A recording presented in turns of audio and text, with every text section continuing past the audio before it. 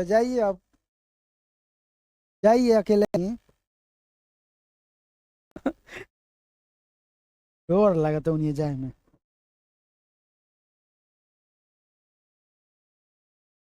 हाँ बोला और एक्स्ट्रा। निरंजन से जी क्या कहाँ गइलन, गरावे के ना चाहिए। हैं? ए गर्मी हो गई। भैया लुकवा देवे नहीं। चलिए देखिए, चुपचाप समझो। क्या कह रहा है, जंतुओं में पोषण।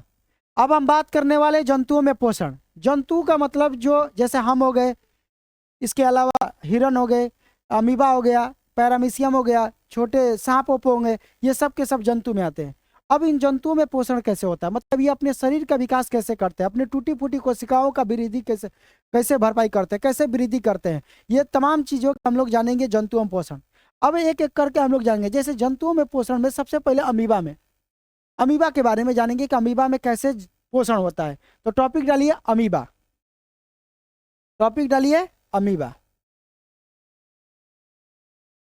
अमीबा के बारे में अगर जानना है तो जान लीजिए कि अमीबा एक सरल जीव होता है और ये मृदु जलीय में रहता है, मतलब मीठा जल में रहने का यह रहता है।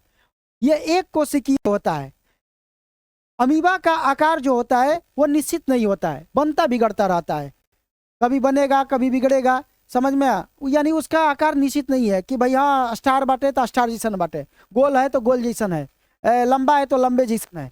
नहीं, उसका आकार बदलता रहता है। कभी कुछ आकार का हो जाएगा, कभी मान लीजिए इतना दिखाई दे रहा है तो छोटा भी हो जाएगा, कभी स्टार जैसन होगा तो कभी लमलोल भी हो जाएगा, गोल भी हो जाएगा। उसके आकार बदलते रहते हैं। कहीं आकार बदलते रहते हैं क्योंकि उसके भोजन को पकड़ने के लिए कुटपाद की जरूरत होती है। कुटपाद का मतलब उसका हाथ, एक तरफ से वो अपने शरीर को ना हाथ जैसा बना लेता है और ऐसे भोजन को घेरता है, तो हम इसी को कुटपाद बोलते हैं। इन्हीं कुटपादों की मदद से वो भोजन के घेर कर अपने शरीर के अंदर लाता है।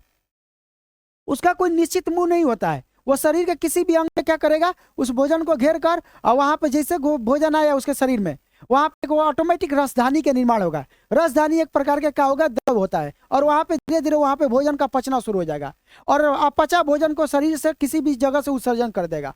तो इस प्रकार से धीरे धीरे उसमें क्या होता है कि पोषण हो जाता है। तो इस ये पोषण हो जाता है। तो इस प्रकार से अमीबा में क्या होता है, पोषण की प्रक्रिया चलती रहती है। एक बार क्वेश्चन एग्जाम में पूछा गया था कि अमीबा अपना भोजन किसके मदद से पकड़ता है, तो किसके मदद से, कुटपादों की मदद से। समझ में, कुटपादों की मदद से। तो शरीर के किसी भी सतह से वो क्या करता है, अपने अपचा भोजन को क्या करता है, उत्सर्जित कर देता है। तो ये तमाम प्रकार की उसकी प्रक्रिया होती रहती है किसमें, अमीबा में। अमीबा कितनी, एक कोशिकीय है कि बहुकोशिकीय, एक कोशिकीय, और ये एक सरल प्राणी होता है। ठीक है, तो वही कह रहा है कि अमीबा एक सरल प्राणी समपोषी जीव है। मतलब समपोषी का मतलब वही विषमपोषी संपोषण है।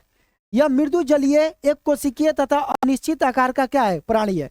इसके आकार कूटपादों के बनने और बिगड़ने के कारण बदलता रहता है। किसके मदद से, कूटपाद, जो कूटपाद होते हैं उसके बनने,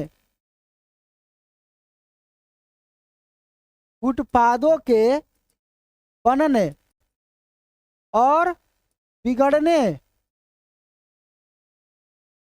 उत्पादों के बनने और बिगड़ने से इनका जो आकार होता है वो क्या होता है, बदलता है।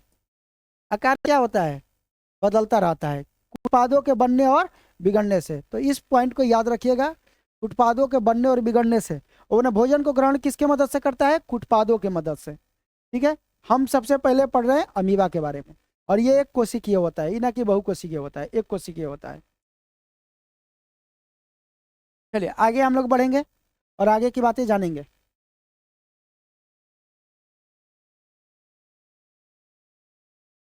आगे बढ़ा जाए।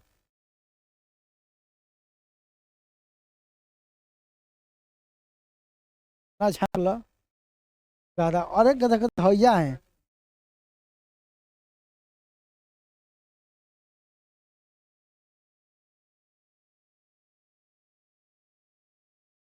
चलिए हो गया होगा। चलिए आगे बढ़ते हैं हम लोग। ये है अमीबा, और इस अमीबा में, ये अमीबा एक कोशिकीय है कि बहुकोशिकीय है, ठीक है, ये अमीबा है।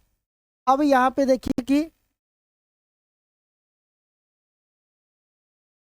हाँ ठीक है, जाइए। अब देखिए ये क्या होता है कि अमीबा है, और ये अमीबा का आकार कभी ऐसा दिखाई देगा, कभी बदल भी जाएगा, कभी चेंज भी हो जाएगा। ये जो निकल रहा है ना, तो अब यही धीरे धीरे लंबा हो जाएगा, इधर से भी लंबा हो जाएगा, तो इसी को हम लोग कुटपाथ बोल देते हैं। ये दोनों क्या होगा, लंबा हो जाएगा। सर ये नहीं हो सकता, ये भी हो सकता है। मान लीजिए इधर भोजन गिरा है, तो इसी को लंबा कर देंगे अपने शरीर को, और इसी को बोल देंगे हम लोग, क्या बोलेंगे, कुटपाथ।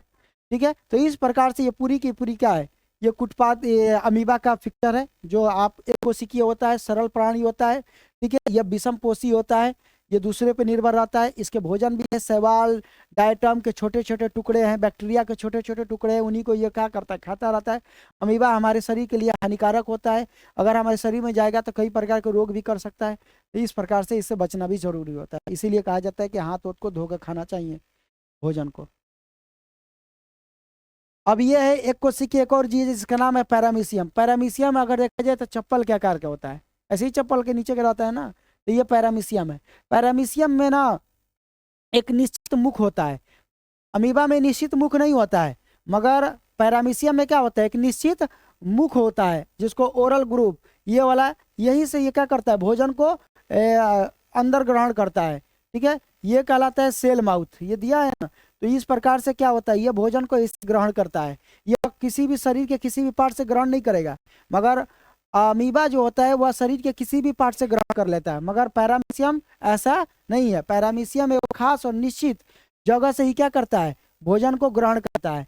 और दूसरी बात कि पैरामीशियम के किनारे किनारे छोटे छोटे बाल रहते हैं, इन बालों को सीलिया कहा जाता है। क्या कहा जाता है, सीलिया कहा जाता है। और इन्हीं सीलिया के मदद से ये क्या होते हैं, एक जगह से दूसरे जगह चलते रहते हैं, और भोजन को भी क्या करते हैं, ढकेलते रहते हैं। मान लीजिए भोजन का गिरा हुआ है जा, तो इसी से ढकेला ढकेला थैया लिया देंगे, और क्या करेंगे, इस भोजन को खा लेंगे। अमीबा भी क्या होता है, एक कोशिकीय जीव होता है, यह भी क्या है, विषम पोषी है, सरल प्राणी है, यह भी अमीबा के जैसा ही है। ठीक है, मगर इसका आकार क्या होता है, निश्चित होता है, मगर अमीबा का आकार अनिश्चित होता है। दोनों में यही अंतर है।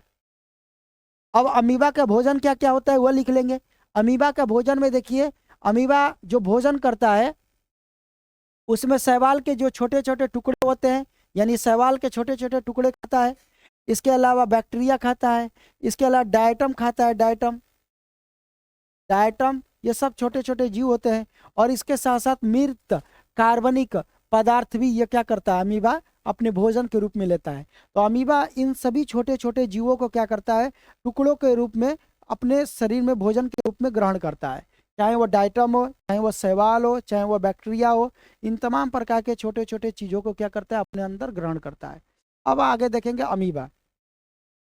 फिर कह रहा है कि अमीबा में जो पोषण है वह अंतर्ग्रहण, मतलब अमीबा में पोषण कैसे होता है, तो सबसे पहले अंतर्ग्रहण होगा। अंतर्ग्रहण का मतलब होता है कि अंदर ग्रहण करेगा, अपने शरीर के अंदर लेगा, फिर उसका क्या करेगा, पाचन करेगा, फिर उसका क्या करेगा, बहिष्कार, मतलब कि उत्सर्जन करेगा, उत्सर्जन करेगा। और इसी प्रक्रिया के द्वारा उसमें क्या हो जाता है, पोषण पूर्ण हो जाता है। मतलब अमीबा में पोषण कितने चरण में पूरा होता है, तो सबसे पहले क्या करेगा, पहला चरण में अंतःग्रहण करेगा, दूसरा चरण में उसको भोजन को पाचन करेगा, और तीसरा चरण में उत्सर्जन करेगा। और यही तीन गो प्रक्रिया के माध्यम से वो अपने शरीर में क्या कर लेता है, पोषण कर लेता है, अपने शरीर का विकास वृद्धि करता रहता है, इन्हीं तीनों प्रक्रिया के तीनों चरण के माध्यम से। आई होप कि ये बातें समझ में आ गई होगी। फिर क्या करता है, कह रहा है कि यह भोजन का अंतःग्रहण, यही बात है ऊपर वाला, अंतःग्रहण अपने शरीर के किसी भी सतह से क्या कर लेता है, ले लेता है। यानी इसका कोई निश्चित मुख नहीं होता है, शरीर के किसी भी सतह से क्या कर लेता है, अमीबा भोजन को ग्रहण कर लेता है। इस बात को समझेंगे, उसके लिए कोई निश्चित उसका कोई नहीं रहता है, वह ग्रहण कर लेता है। आगे बढ़ा जाए, तो अगर आपसे कोई क्वेश्चन पूछेगा कि बताइए अमीबा का कोई मुख होता है, तो आप क्या जवाब दीजिएगा, नहीं। अगर आपसे कोई पूछेगा कि बताइए अमीबा का पोषण विषम पोषी है कि सब पोषण, तो कहिएगा विषम पोषी है। क्या है कि वो क्या खाता है, शैवाल छोटे छोटे टुकड़े, बैक्टीरिया के छोटे छोटे टुकड़े, और डायटम के, यानी दूसरे जीवों पे ये भी क्या है, आश्रित है। इस प्रकार से यह पॉइंट को समझना होगा। आगे बढ़ा जाए, चलिए। नहीं 2 मिनट ज़्यादा हो जाएगा ना, 2 मिनट तो ज़्यादा हो जाएगा, लफड़ा हो जाएगा 2 मिनट में। जल्दी जल्दी करिए।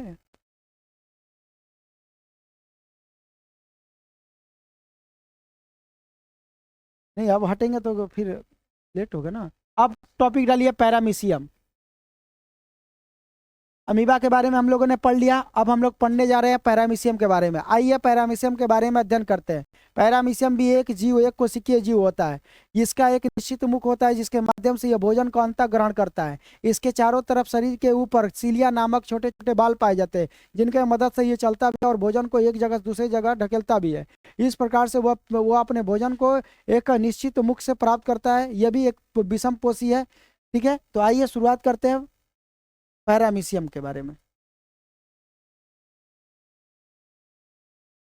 चलिए अब शुरुआत किया जाए।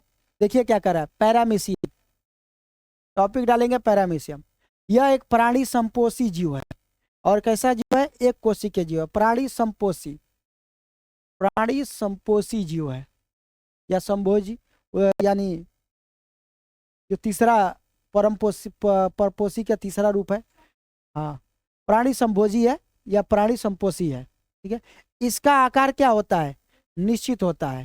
ठीक है, इसका आकार क्या होता है? यह भी हो जाएगा प्राणी संभोजी या संपोषी। इसका आकार क्या होता है? निश्चित होता है। यह सीलिया के मदद से क्या होता है? चलता है। किसके मदद से? सीलिया के मदद से। क्वेश्चन पूछा जाएगा कि पैरामीशियम किसके मदद से चलता है? सीलिया। सीलिया क्या होते हैं? छोटे छोटे उसके किनारे किनारे क्या होते हैं? बाल होते हैं। फिर क्या बोल रहा है? यह एक निश्चित स्थान से क्या करता है? अपना भोजन को ग्रहण करता है, जिसको क्या कहा जाता है?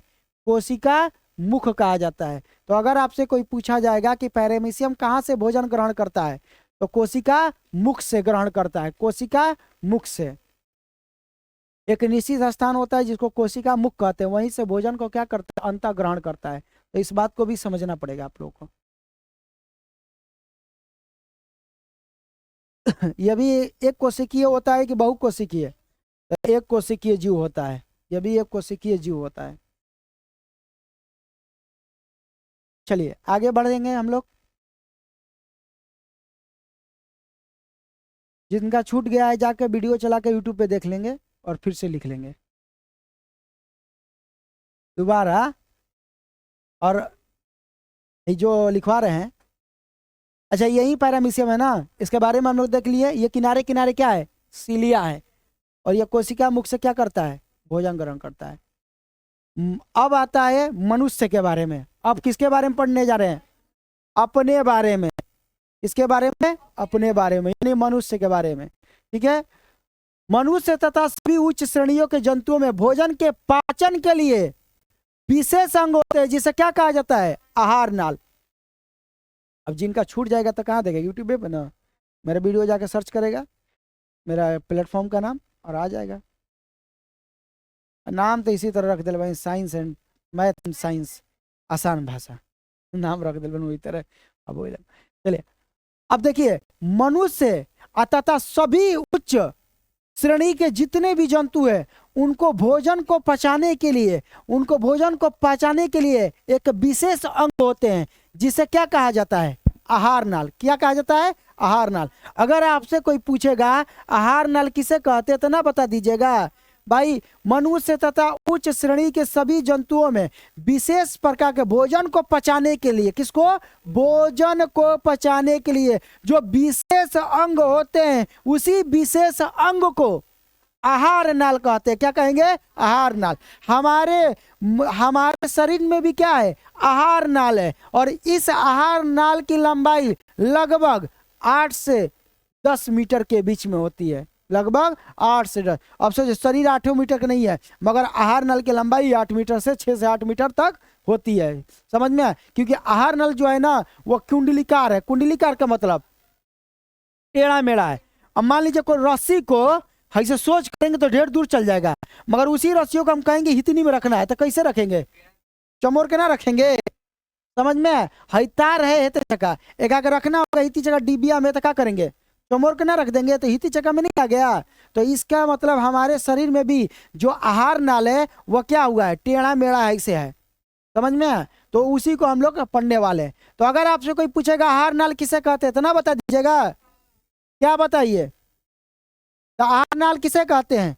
तो एक लाइन में अगर बोलना चाहिए तो ऐसे बोलिएगा, भोजन को पाचन करने के लिए जो विशेष अंग होता है उसी को क्या कहते हैं, आहार नाल। उसी को क्या कहते हैं, आहार नाल। तो भोजन को पचाने के लिए जो विशेष अंग होता है उसी को आहार नाल। यह मनुष्य तथा कहाँ पाया जाता है, उच्च श्रेणी के जंतु में। उच्च श्रेणी का मतलब जैसे बंदर हो गया, जैसे भालू हो गया, शेर हो गया, गाय हो गई, समझ में आया? ये सब के सब जितने जीव जंतु है सब उच्च श्रेणी के जंतु कहलाते हैं। और इन सब में क्या पाया जाता है, आहार नाल पाया जाता है। हम इस आहार नाल के बारे में पढ़ने वाले, मनुष्य के आहार नाल के बारे में। और क्या कह रहा है सुनिए, आहार नाल और इससे संबंधित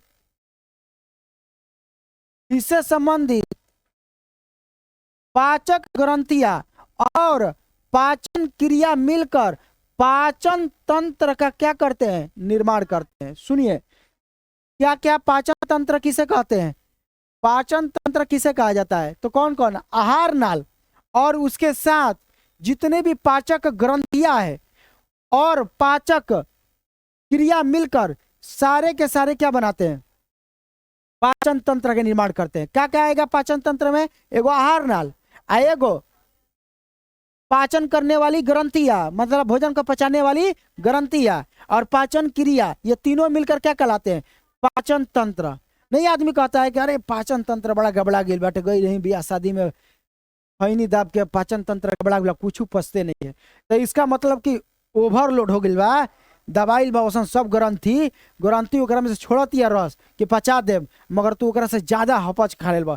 तो कहता कि हमार कैपेसिटी बा इतने पचावे के, आ तू खैले बा नाप के बीता ओभर, तो हम लेट लगाए केता ना 4 घंटा 5 घंटा, ना पची तो उल्टी करा दे, मगर तारा के सुरक्षित रकम मुए ना दे, समझ में?